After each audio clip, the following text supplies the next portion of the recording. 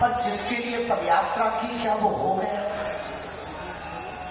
कहीं ये पदयात्रा शोभा यात्रा तो नहीं बन गई? कहीं ये पदयात्रा केवल कलश यात्रा जैसी तो नहीं रह गई? जो इन संतों ने त्याग किया, पूज्य बद्रीनाथ बाली महाराज जी और हनुमानगढ़ी बाबा को तो सब जानते हैं, लेकिन वर्तमान में जिनके कारण सबसे ज्यादा हनुमानगढ़ी की याद आ रही है तो वो है महंत पूज्य श्री लाजूदास जी महाराज। इन सब संतों ने बड़ा कष्ट सहा, छोटे छोटे बालकों ने कष्ट सहा, धक्के खा गए फिर भी उठे, वृद्ध माताएं व्हील चेयर पर पदयात्री चले, कलश लेकर पदयात्री चले, केवल इसलिए चले कि हम यदि हिंदू एक हो जाएंगे तो भारत में गंगा नहीं गंगा बहेगी। और एक बात कहें, हम थके नहीं हैं, बस थोड़ा सा सोच रहे हैं कि अब ये तो हो गया, अब आगे क्या करना है उसकी तैयारी कर रहे हैं। न हम थके हैं न थकेंगे, न हम रुके हैं न रुकेंगे। पदयात्रा हमारा विचार और केवल संकल्प इतना था कि पदयात्रा होगी तो हिंदुओं की आने वाली पीढ़ियां बचेगी, तुम्हारी संपत्ति बचेगी, तुम्हारी संपत्ति बचेगी, तुम्हारे मठ बचेंगे, तुम्हारे मंदिर बचेंगे, तुम्हारी बेटियां बचेंगी और तुम्हारी रोटियां बचेंगी। हिंदू बच जाए, हिंदू एक हो जाए और हिंदुओं के अंदर जो एक छुआछूत भेदभाव का दाग लगा है वो दाग मिट जाए, हिंदू अपना डर छोड़कर घर से बाहर निकल आए, केवल इसी के लिए पदयात्रा की। पदयात्रा के प्रारंभ में ही लोगों ने धमकाने का काम किया, लोगों ने विरोध किया, यहाँ तक कि अद्भुत आस्था आप सबकी देखें भैया, धन्य है आप लोग, धन्य है आपकी आस्था। बम विस्फोट हो गया, पूरे देश में हड़कंप दिल्ली के बम ब्लास्ट की हुई, पर धन्य है सनातन हिंदुओं, तुम बम का विस्फोट होने के बावजूद भी डरे नहीं, आगे बढ़े और चलते रहे, चलते रहे। पर आज हम सब वृंदावन पहुंच ही गए, आज ठाकुर जी की नगरी पहुंच ही गए। आज हम सबकी ये यात्रा विराम हो रही है तन की, अब आगे पदयात्रा करेंगे मन की और विचारों की। जब घर जाएंगे तो केवल ताली बजाकर सेल्फी खींचकर नहीं जाएंगे, घर जाएंगे तो 5 प्रण लेकर जाएंगे। कितने प्रण? जरा जोर से बोलो, कितने प्रण लेकर जाओगे? कौन कौन लेकर जाएगा? हाथ उठाओ। पक्का 5 प्रण लेकर के जाना है। पहला प्रण है जुड़ो और जोड़ो, जुड़ो और जुड़ो और, जरा जोर से बोलो, जुड़ो और। पूछो कैसे? आप तो सनातनी हैं ही हैं, आप तो हिंदुत्ववादी हैं ही हैं, अपने 5 परिवारों को भी कट्टर हिंदू कट्टर सनातनी बनाना है। मात्र 5 रिश्तेदार या 5 मित्रों। दूसरा प्रण भगवान अभियान। क्या? भगवान अभियान। अपने हर घर के बाहर जो आप ये धर्म ध्वज लेकर आए हैं, जो लेकर आए वो लेकर जाना, अपने घर पर लगाना और सबको बताना ये वही धर्म ध्वज है। हिंदुओं की एकता की ताकत जब सड़कों पर लहरा रही थी, ये धर्म भी तब लहरा रहा था। अथवा जिन पर नहीं है वो ले लेना। तीसरा प्रण, ये दूसरा मानोगे? अरे जरा जोर से तो बोलो, पक्का? 5वें में अब तीसरा प्रण भी मानना बहुत जरूरी है। मात्र 5 मान लो तो भैया अपनी पदयात्रा सफल हो जाए। तीसरा प्रण है साधु संतों का कमंडल और बागेश्वर धाम का मंडल। जब जब देश के हिंदुओं पर खतरा आएगा सबसे आगे आएगा। चाहे 1000 काम छोड़ने पड़े, 100 काम छोड़ने पड़े, इस पदयात्रा के मध्य में बहुत से आर्मी वाले जो आर्मी में है वो सैनिक भी आए, तो हमने कहा कि आप सरहद जो सेवा क्यों छोड़ के आ गए, ड्यूटी क्यों छोड़ के आए? बोले गुरुजी हमने 15 दिन की छुट्टी ली है, देश की सेवा तो हम कर ही रहे हैं, पर देश के अंदर भी एक सेवा जरूरी है। सनातन बचेगा तो हमारी वहां की लड़ाई थोड़ा कम हो जाएगी, वहां हमें थोड़ा सुकून मिलने लगेगा, इसलिए हम आपके साथ आए। तो तीसरा संकल्प है साधु संतों का कमंडल और बागेश्वर धाम का मंडल। हम सबको गांव गांव में एक एक मंडल गठन करना है और उस मंडल के द्वारा अगर धर्मांतरण जीर्ण शीर्ण पड़े मंदिर और गांव भर में हर 1-2 महीने में एक यात्रा निकालनी है, गांव की सनातन हिंदू एकता पद यात्रा। चौथा संकल्प और आवश्यक है, वो ब्रज में भी जरूरी, देश के कोने कोने में जरूरी, हर क्षेत्र में जरूरी है। चौथा संकल्प लेने के लिए कौन कौन तैयार है? चौथा संकल्प है घर वापसी अभियान। जो अपने वाले चले गए उन्हें बुलाओ कि बेटा यही समय है, सही समय है, वापस आओ।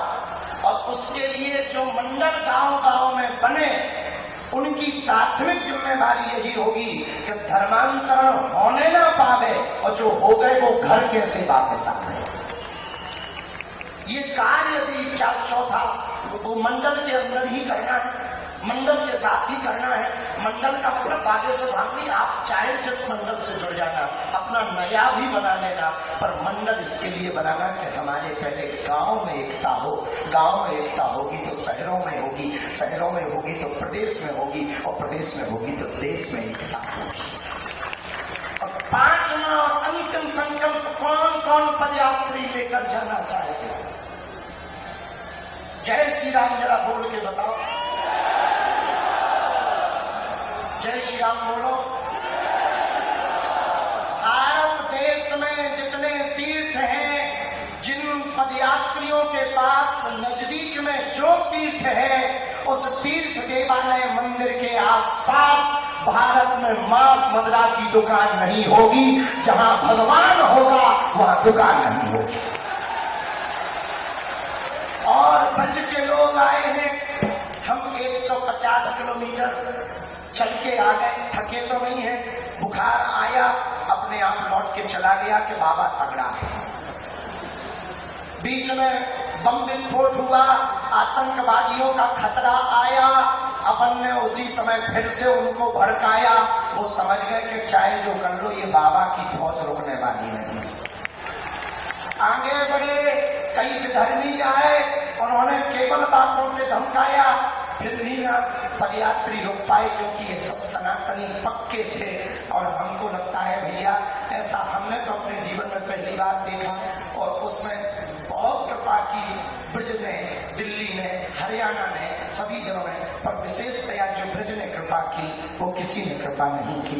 लेकिन यहाँ ब्रजवासी कितने बैठे?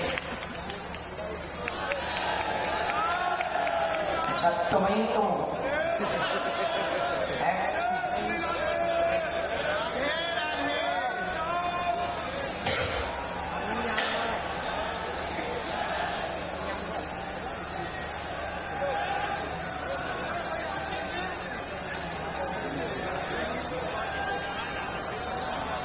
कितने ब्रजवासी है? भैया पहले तो सभी ब्रजवासी जितने हैं हम उन्हें दंडवत प्रणाम करते हैं।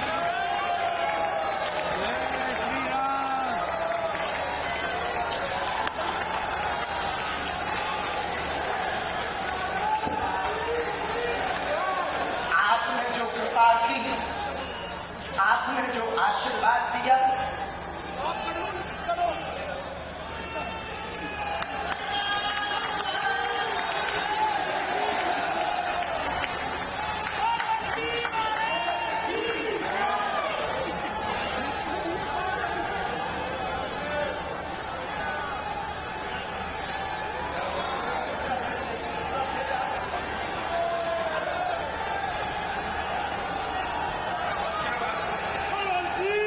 समझ गए ब्रजवासी ब्रजवासी हैं। जो पदयात्री चले उनके भी चरणों को हम प्रणाम कर रहे हैं, लेकर प्रणाम कर रहे हैं। जो आपने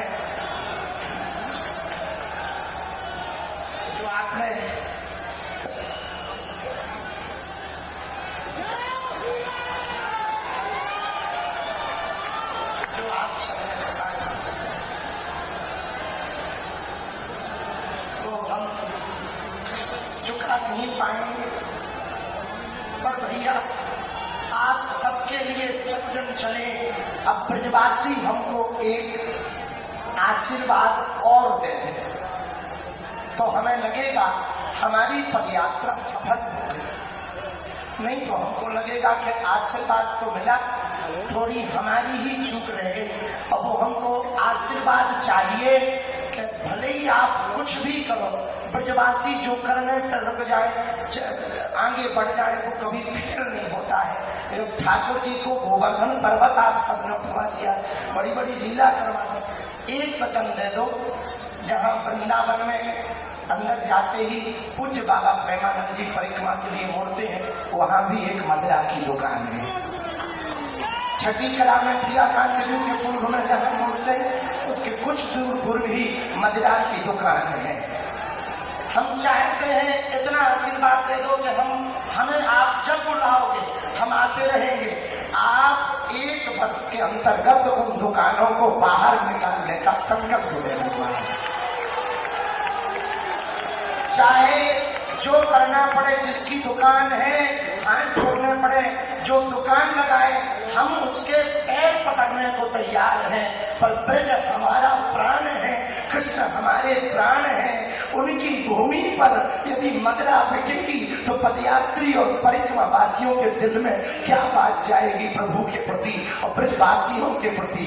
इसलिए हमारी प्रार्थना है कि जहाँ पूरी दुनिया आ रही, वहां की दुकानें यदि बंद हो जाएंगी तो हमारे जितने बागेश्वर धाम के बिहार का मंडल, छत्तीसगढ़ का मंडल, गुजरात का मंडल, मध्य प्रदेश का मंडल और महाराष्ट्र, दिल्ली, जहाँ जहाँ के मंडल, सुंदरकांड मंडल, महाराज जी 7,000 सेवादार और जो रस्सी चला रहे उनके हाथ फट गए, पैर फट गए, लेकिन वो रस्सी पकड़े हुए हैं, रस्सी नहीं गिरने दे रहे। झंडा वाले झंडा नया नहीं लेते, वही 9-10 दिन तक झंडा लेकर चल रहे हैं। ये सब जो पदयात्री आए हैं ना, यदि आप वचन दे दोगे तो इनको इतना सुख मिलेगा कि इनकी पदयात्रा सफल हो गई। कौन कौन ब्रजवासी तैयार है? पक्का? अरे जोर से तो बोलो।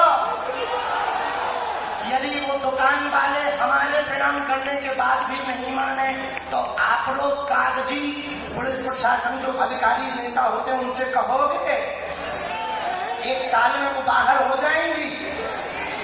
अरे जय हो तुम्हारी, फिर तो हम भी ब्रजवासी हो जाएंगे। अभी भी है ब्रजरज की बहुत महिमा है, अभी भी है। जिसको ब्रजवासी स्वीकार कर लेते हैं ना, उनको ठाकुर जी भी स्वीकार कर लेते हैं।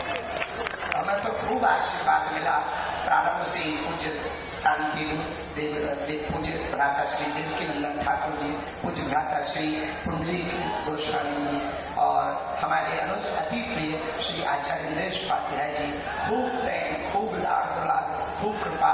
और एक नाम हम लेकर लेना बहुत आवश्यक है इस क्रम में। ये पदयात्रा में आप जो 10 दिनों तक भंडारा पाते रहे ना, वो गौरी गोपाल आश्रम की कृपा है। ये एक बार ताली जोड़ना बजा करके बोलना। ऐसी अभूतपूर्व पहले ही दिन जब बैठक हुई थी तो आपने मंच से कहा था, महाराज जी आप पदयात्रा करके लोगों को लाओ, हम खिलाएंगे।